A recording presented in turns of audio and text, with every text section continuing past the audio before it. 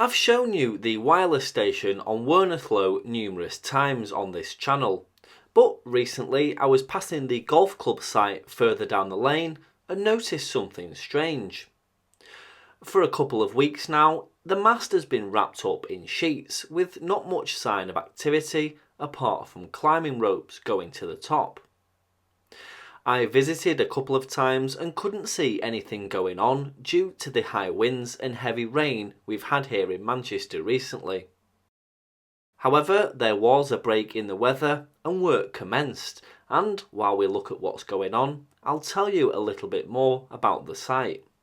This site was originally for high band VHF customers, with the other main site up the road being for low band VHF customers. These included the AA and what was Manchester Waterboard amongst many others.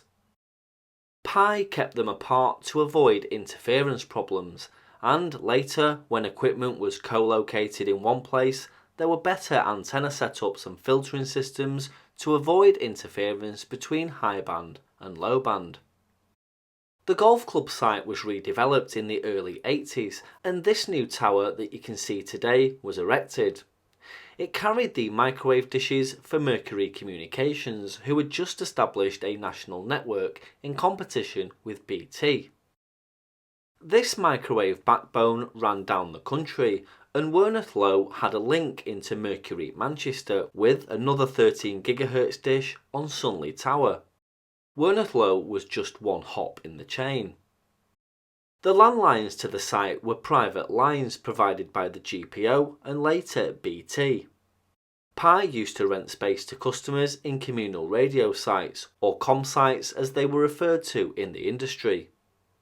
Pi had established a large number of these sites over the years, and customers would be encouraged to have their base station in such a site so that the coverage would be better. These were usually commercial companies who needed a large coverage area such as the RAC, AA, and utilities such as gas and water, as well as transport. They would have a control unit in their office, and these private landlines allowed them to control the base station on the remote site. In the early days, the control unit sent 50 volts on transmit over a pair of wires that simply pulled in the transmit relay at the base station.